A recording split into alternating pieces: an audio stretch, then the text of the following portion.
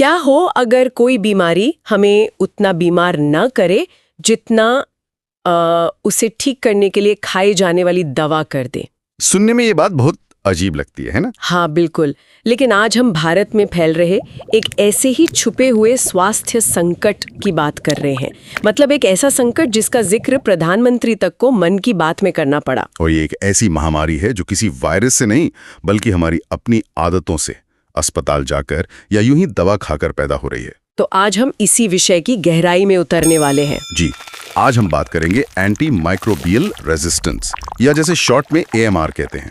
ये सिर्फ एक मेडिकल टर्म नहीं है, असल में ये उस हकीकत का नाम है जहां हमारी सबसे जरूरी दवाइयां एंटीबायोटिक्स धीरे धीरे बेअसर होती जा रही हैं। और हम ये समझने की कोशिश करेंगे कि ये सुपर बग्स आखिर बनते कैसे हैं, भारत इस संकट के केंद्र में क्यों है और सबसे जरूरी इससे बचने के लिए क्या किया जा सकता है। बिल्कुल, चलिए इस पूरी गुत्थी को परत दर परत सुलझाते हैं। ठीक है, तो शुरुआत सबसे आम गलती से करते हैं जो शायद हम सब ने कभी ना कभी की है। मान लीजिए किसी को तेज सर्दी जुकाम या फ्लू हुआ। हाँ, गले में खराश, नाक बह रही है, और पहला ख्याल दिमाग में आता है चलो केमिस्ट से कोई एंटीबायोटिक ले आते हैं, जल्दी ठीक हो जाएंगे। लेकिन सारी गड़बड़ यहीं से शुरू होती है ना? यहीं से, क्योंकि हम एक बहुत बुनियादी फर्क भूल जाते हैं, बैक्टीरिया और वायरस का फर्क। अच्छा, देखिए, एंटीबायोटिक्स का आविष्कार हुआ था बैक्टीरिया से होने वाले इन्फेक्शन से लड़ने के लिए, जैसे टाइफॉइड या टीबी, इस तरह की बीमारियों के लिए। हाँ बिल्कुल, लेकिन सर्दी जुकाम, फ्लू और यहाँ तक कि कोविड-19 भी, ये सब वायरस से होते हैं। तो जब हम वायरल इन्फेक्शन के लिए एंटीबायोटिक खाते हैं तो ये उस वायरस पर गोली चलाने जैसा है जो वहाँ है ही नहीं। मतलब गोली पूरी तरह से बर्बाद।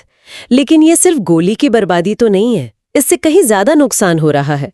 तो जब हम ये गलत दवा खाते हैं तो हमारे शरीर के अंदर होता क्या है? ये शरीर के अंदर एक बहुत ही अजीब सी जंग शुरू कर देती है। सोचिए, हमारे शरीर में करोड़ों बैक्टीरिया हैं। हाँ, गुड बैक्टीरिया और बैड बैक्टीरिया दोनों। बिल्कुल, ज्यादातर तो या तो हार्मलेस हैं, मतलब नुकसान नहीं पहुंचाते, या फिर गुड बैक्टीरिया हैं जो पाचन जैसी चीजों में हमारी मदद करते हैं। जब एंटीबायोटिक शरीर में जाती है तो वो वायरस को तो ढूंढ नहीं पाती, तो वो इन आम बैक्टीरिया पर हमला कर देती है। हाँ, वो इन आम और कमजोर बैक्टीरिया को मारना शुरू कर देती है। अरे, तो हम अनजाने में अपने ही मददगार सैनिकों को मार रहे हैं। लेकिन इसका सुपर बग्स बनने से क्या लेना देना है, क्योंकि उसी बैक्टीरिया की भीड़ में कुछ बैक्टीरिया कुदरती तौर पर थोड़े, कह सकते हैं, ज्यादा जिद्दी होते हैं। अच्छा, उनके डीएनए में एक छोटा सा बदलाव होता है, एक जेनेटिक म्यूटेशन, जिसकी वजह से उन पर उस खास एंटीबायोटिक का असर नहीं होता। वो उस हमले को झेल जाते हैं। एक मिनट, तो इसका मतलब ये हुआ कि हम अनजाने में इन बैक्टीरिया के लिए एक तरह का सर्वाइवल ऑफ द फिटेस्ट करवा रहे हैं। हमने कमजोर वालों को खत्म कर दिया और जो सबसे मजबूत, सबसे रेजिस्टेंट था उसे चुन लिया। बिल्कुल सही शब्द इस्तेमाल किया आपने, एक तरह का एवोल्यूशनरी बूट कैंप। अब सोचिए, मैदान साफ है, मुकाबला करने वाले सारे कमजोर बैक्टीरिया मारे जा चुके हैं। जी, अब इस अकेले मजबूत बचे हुए बैक्टीरिया को अपनी संख्या बढ़ाने की खुली छूट मिल जाती है। वो तेजी से अपनी कॉपीज बनाता है और देखते ही देखते आपके शरीर में उन बैक्टीरिया की एक पूरी फौज तैयार हो जाती है जिन पर वो दवा बेअसर है। और इन्हीं को हम सुपर बग्स कहते हैं। इन्हीं को। और असली मुसीबत तब शुरू होती है जब अगली बार सच में कोई बैक्टीरियल इन्फेक्शन होता है। तब डॉक्टर वही दवा देता है, लेकिन शरीर में मौजूद सुपर बग्स पर उसका कोई असर नहीं होता। कोई असर नहीं। ये तो बहुत डरावना है। और हमारे हाथ जो आंकड़े लगे हैं वो बताते हैं कि भारत में ये समस्या बहुत बहुत बड़ी है। एंटीबायोटिक की खपत में हम दुनिया में सबसे आगे हैं। जी, 2000 से 2015 के बीच इसकी खपत 103% बढ़ गई। 103%? आखिर ऐसा क्यों है? हम भारतीय इतनी एंटीबायोटिक्स क्यों खा रहे हैं? इसके पीछे कोई एक कारण नहीं है। असल में कई सामाजिक और व्यवस्था से जुड़े कारण हैं जो मिलकर इस संकट को बढ़ा रहे हैं। सबसे पहला और सबसे बड़ा कारण है ओवर द काउंटर बिक्री। मतलब बिना डॉक्टर के पर्चे के दवा का मिल जाना। हाँ, आप किसी भी केमिस्ट की दुकान पर जाइए, अपने लक्षण बताइए और आपको तुरंत एक एंटीबायोटिक थमा दी जाएगी। ये तो मैंने खुद देखा है। केमिस्ट एक तरह से डॉक्टर साहब बन जाते हैं। उन्हें लगता है कि वो मदद कर रहे हैं और मरीज को भी लगता है कि उसे तुरंत इलाज मिल गया। दोनों खुश। पर यह बहुत खतरनाक है। और दूसरा बड़ा कारण है डॉक्टर और मरीज के बीच का एक अजीब सा रिश्ता। वो क्या? हमारे यहाँ एक धारणा बन गई है कि जो डॉक्टर बिना किसी टेस्ट के बस नाड़ी पकड़कर या लक्षण सुनकर तुरंत 5-6 दवाइयां लिख दे, वो बहुत अनुभवी है। हाँ, कि उसे सब पता है।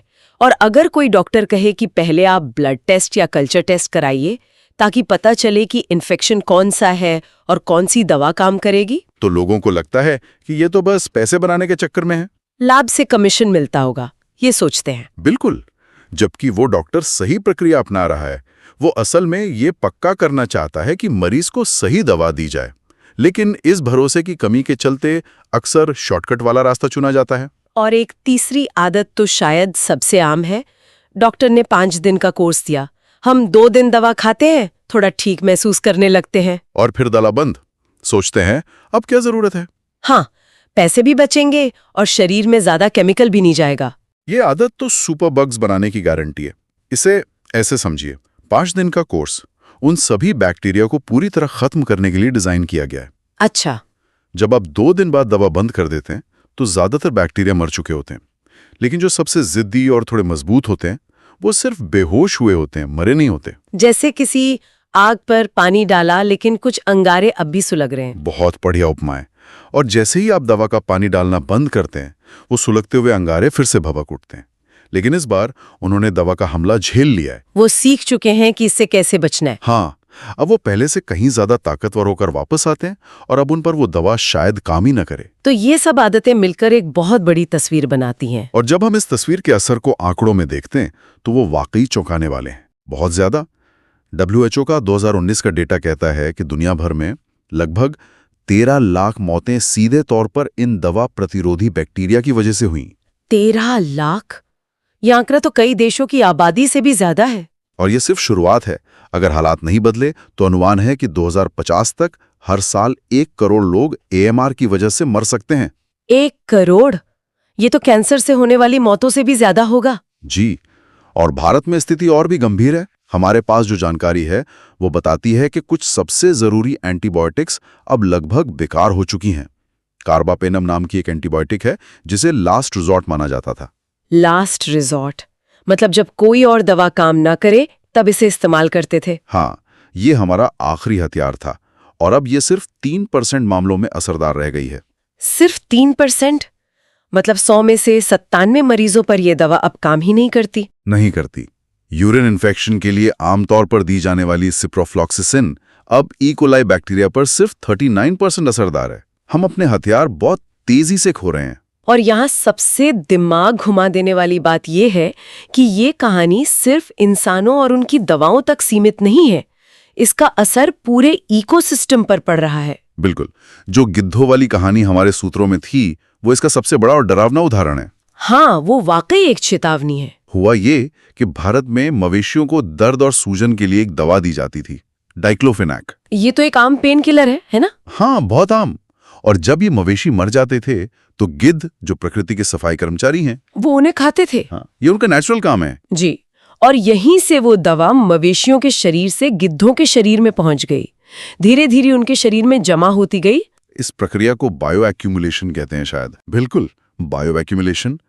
और डाइक्लोफेनिक ने गिद्धों के गुर्दे खराब कर दिए, उनके पंखों के जोड़ों में ब्लॉकेज पैदा कर दिया, जिससे वो उड़ नहीं पाए और आखिरकार मर गए। और नतीजा ये हुआ कि कुछ ही सालों में भारत की 99% से ज्यादा गिद्धों की आबादी खत्म हो गई। एक दवा ने पूरी प्रजाति को विलुप्त होने की कगार पर ला खड़ा किया। एक दर्द निवारक दवा ने। ये सोचना भी मुश्किल है। ये हमें दिखाता है कि हम जो भी केमिकल सिस्टम में डालते हैं उसका असर कहाँ और कितना भयानक हो सकता है, इसका हम अंदाजा भी नहीं लगा सकते। ये एक चेन रिएक्शन की तरह है और ये जानवरों में एंटीबायोटिक्स के इस्तेमाल से भी सीधे जुड़ा है। पोल्ट्री और डेयरी उद्योग में। हाँ, जानवरों को बीमारियों से बचाने और उनका वजन बढ़ाने के लिए बड़े पैमाने पर एंटीबायोटिक्स खिलाई जाती हैं। वो एंटीबायोटिक्स उन जानवरों के जरिए हम तक पहुंचती हैं और हमारे शरीर में भी रेजिस्टेंस पैदा करती हैं। ये एक चक्रव्यूह है। तो अब सवाल ये उठता है कि इस चक्रव्यूह से बाहर कैसे निकलें? क्या बहुत देर हो चुकी है या अभी भी कुछ किया जा सकता है? देर जरूर हुई है, पर उम्मीद अभी बाकी है और समाधान कई स्तरों पर मौजूद हैं। सरकारी स्तर पर कुछ अच्छी पहल हो रही हैं। जैसे केरल सरकार का ऑपरेशन अमृत एक बेहतरीन कदम है। इसके तहत फार्मेसियों पर छापे मारे जा रहे हैं और ये पक्का किया जा रहा है कि बिना डॉक्टर के पर्चे के कोई भी एंटीबायोटिक न बेची जाए। ये तो पूरे देश में सख्ती से लागू होना चाहिए। बिल्कुल, लेकिन सरकार तो अपना काम करेगी, पर हमारी व्यक्तिगत जिम्मेदारी भी है। हाँ, हम अपनी आदतों में क्या बदलाव ला सकते हैं, ये जानना बहुत जरूरी है। व्यक्तिगत जिम्मेदारी शायद सबसे अहम है। कुछ बहुत ही सीधी और सरल बातें हैं जिन्हें हमें अपनी आदत बनाना होगा। पहला, अगली बार जब आपको सर्दी जुकाम हो तो डॉक्टर से एंटीबायोटिक की जिद न करें। शरीर को वायरस से लड़ने का मौका दें। बिल्कुल, गर्म पानी, आराम और घरेलू नुस्खे अक्सर ज्यादा कारगर होते हैं। और दूसरा, जैसा हमने पहली बात की, एक अच्छे डॉक्टर पर भरोसा करें। अगर वो जांच कराने के लिए कह रहा है तो उसकी सलाह माने। उसे पैसे बनाने वाली मशीन ना समझे, वो सही इलाज करना चाहता है। और तीसरा और सबसे जरूरी नियम, अगर डॉक्टर ने एंटीबायोटिक दी है तो उसका कोर्स हमेशा पूरा करें, हमेशा। भले ही आप दूसरे ही दिन पूरी तरह स्वस्थ महसूस करने लगें, उन सुलगते हुए अंगारों को पूरी तरह बुझाना जरूरी है, वरना वो दोबारा आग लगा देंगे। बिल्कुल। इसके अलावा एक बात जो अक्सर नजरअंदाज कर दी जाती है वो है रोकथाम। मतलब हम बीमारी कम पड़ें। आपने बिल्कुल सही नब्ज पकड़ी है। असली समाधान बीमारी का इलाज करने से ज्यादा बीमारी को रोकने में है। सही टीकाकरण, संतुलित आहार, साफ सफाई और एक स्वस्थ जीवन शैली, ये हमारी इम्यूनिटी को मजबूत रखती है। जी, हमारी निर्भरता एंटीबायोटिक्स पर इतनी बढ़ गई है कि हम शरीर की अपनी ताकत को भूलते जा रहे हैं। तो आज के इस पूरी बातचीत का सार यही है कि एंटीबायोटिक्स चमत्कारी दवाइयां हैं, लेकिन हमने उनके जादू को अपनी नासमझी से एक तरह से खत्म कर दिया है। हाँ, एक छोटी सी गलतफहमी से शुरू हुई कहानी आज सुपरबग्स के एक वैश्विक संकट तक पहुंच गई है और भारत इसके केंद्र में है। हमारे एक स्रोत में एंटीबायोटिक्स की तुलना एक बहुत तेज धार वाले चाकू से की गई थी। बहुत अच्छी तुलना है। अगर आप इसका इस्तेमाल सब्जी काटने के लिए सावधानी से करें तो एक बेहतरीन औजार है, लेकिन अगर आप लापरवाही से इसका इस्तेमाल करेंगे तो ये आपके हाथ को बहुत गहरा जख्म दे सकता है।